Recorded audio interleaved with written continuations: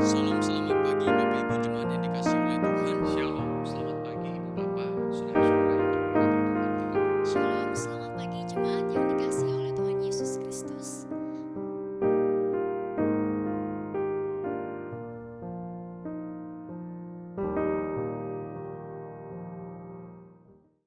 Shalom, selamat pagi Bapak Ibu Saudara-saudari yang terkasih dalam Tuhan. Saat ini kita akan kembali merenungkan firman Tuhan, mari kita berdoa.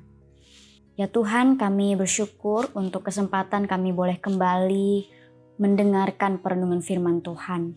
Kiranya Tuhan menolong kami agar melalui hari ini, melalui saat ini kami menjadi semakin mengenal kehendak Tuhan. Di dalam nama Tuhan Yesus kami berdoa. Amin. Ya, Bapak Ibu Saudara yang terkasih, mungkin hari-hari ini kita sudah terlalu banyak mendengar kabar yang tidak mengenakan bagi kita.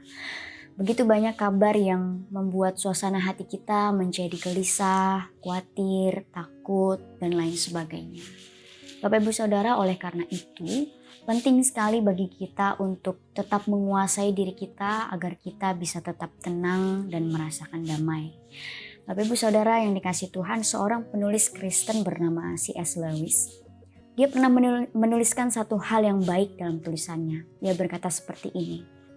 Jika Anda ingin merasa hangat, Anda harus berdiri di dekat api. Jika Anda ingin menjadi basah, Anda harus masuk ke dalam air. Jika Anda menginginkan sukacita, kuasa, kedamaian, dan hidup yang kekal, Anda harus mendekat kepada atau bahkan masuk ke dalam sesuatu yang memilikinya.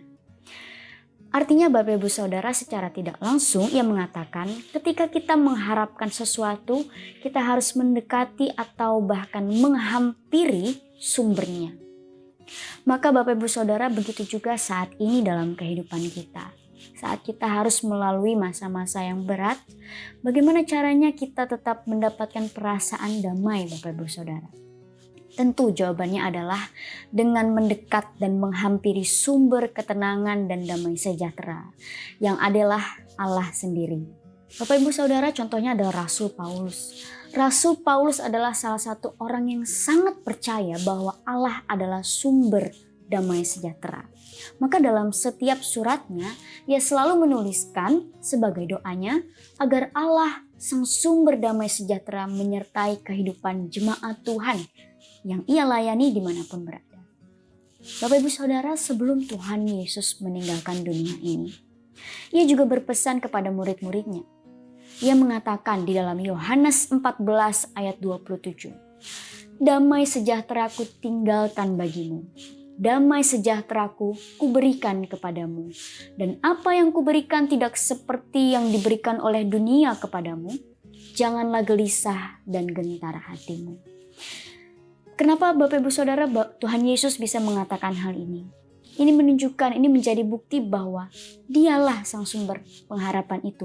Hanya dia yang bisa memberikan damai sejahtera kepada umat manusia.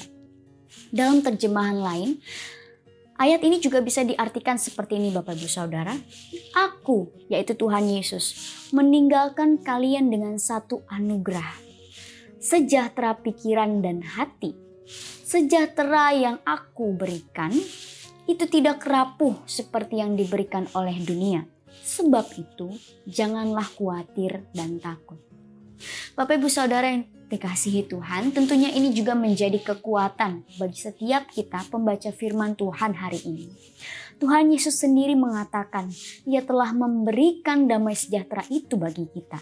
Dan tentunya kita bisa merasakan semua itu atas pertolongan Roh Kudus yang bertahta di dalam hati kita. Bapak Ibu Saudara, Allah sang sumber damai sejahtera itu telah mengizinkan kita untuk menikmati damai sejahteranya di dalam hati kita.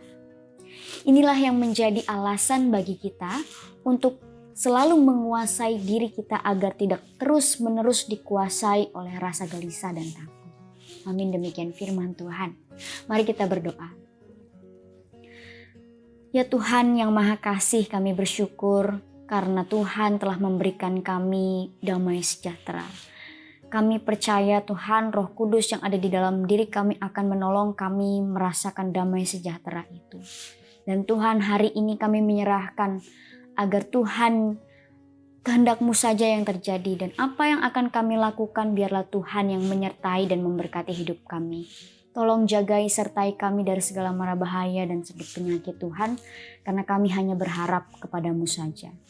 Dan kami menyerahkan hidup kami sepenuhnya ke dalam tangan-Mu. Di dalam nama Tuhan Yesus Kristus kami berdoa. Amin.